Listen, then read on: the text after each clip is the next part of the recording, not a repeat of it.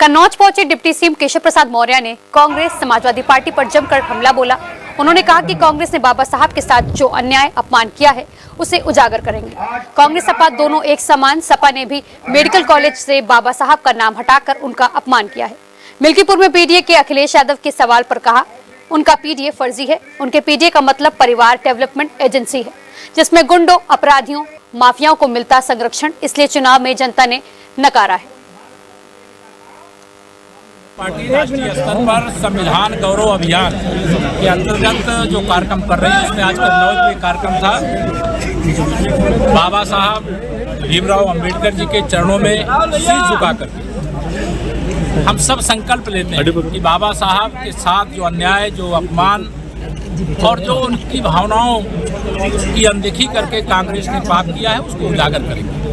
बाबा साहब को भारत रत्न क्यों नहीं दिया, उनको चुनाव में हराने का प्रयास क्यों किया, संविधान सभा का सदस्य बनने से क्यों रोका था, ये सारी चीज़ें हम जनता के बीच में ले जा रहे हैं, आगे ले जाने का काम करेंगे। और मैं स्पष्ट कहूँ कि कांग्रेस और समाजवादी पार्टी में कोई अंतर नहीं। अगर कांग्रेस आज़ादी के तत्काल बाद से बाबा साहब को लगातार अपमानित करने का काम किया, तो समाजवादी पार्टी ने कन्नौज मेडिकल कॉलेज का नाम जो बाबा साहब भीमराव अंबेडकर जी के नाम से था, उसको बदलने का पाप किया था, जिसे भारतीय जनता पार्टी ने फिर से बाबा साहब के नाम से करने का संकल्प पूरा करने का काम किया है। और हम बाबा साहब के सम्मान में भाजपा और भाजपा सरकार सब मैदान में। अखिलेश जी ने कहा है कि मिल्कीपुर में केवल 20% पीडीए के लोग हैं, 80% अदर हैं। उनका पीडीए फर्जी है। उनका पीडीए मतलब परिवार डेवलपमेंट एजेंसी है। गुंडों, अपराधियों, माफियाओं और दंगाइयों का एक गैंग है, और उस गैंग को जनता ने नकार दिया। मंत्री क्या अखिलेश से अपील करेंगे कुंभ नहाने की? मैंने खुलेआम किया। मैं सबसे कहता हूँ, जिनको कुंभ में, महाकुंभ में आकर के स्नान करना है, वो आकर के स्नान करें,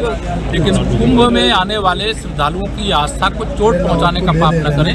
हमें गर्व है कि हम अपनी संपूर्ण मंत्रिपरिषद के साथ महाकुंभ में, संगम में डुबकी लगाए, कैबिनेट की बैठक लिए, और महाकुंभ 2025 में, 2031 में होने वाले अर्ध कुंभ की नींव डालने का भी संकल्प लिए, कई फैसले किए। मंत्री अखिलेश ने एक्स किया है कि जो मथुरा से निकली यमुना है, उस पर आप आचमन करके देखें। इस पर आप आजकल कांग्रेस के साथ अखिलेश यादव जी की दोस्ती टूट गई है, और केजरीवाल जी से दोस्ती, और उस दोस्ती के क्रम में यमुना जी आगरा से नहीं निकलती हैं, इसलिए अखिलेश जी को ये मालूम होना चाहिए। आगरा या मथुरा से नहीं निकलती है, वो यमुना जी वाया दिल्ली ही आती हैं, और दिल्ली में अरविंद केजरीवाल की सरकार ने इतना यमुना जी को दूषित किया है कि वहाँ निश्चित तौर से कोई डुबकी लगाना, आचमन लगाना संभव नहीं है। लेकिन 8 फरवरी को वहाँ भाजपा की सरकार बन जाएगी, और आने वाली 8 फरवरी, जब अगली 8 फरवरी आएगी, वहाँ डुबकी भी लगाएंगे लोग, आचमन भी। क्या आप मानते हैं कि डर लग रहा है भाजपा दिल्ली चुनाव में भाजपा की सरकार बनेगी? क्या आप मानते हैं डर जाने से? हाँ, क्या डर लग रहा है जैसे राम मंदिर करने के? नहीं, उनको डर लग रहा है, जनता उनको सबक सिखाएगी।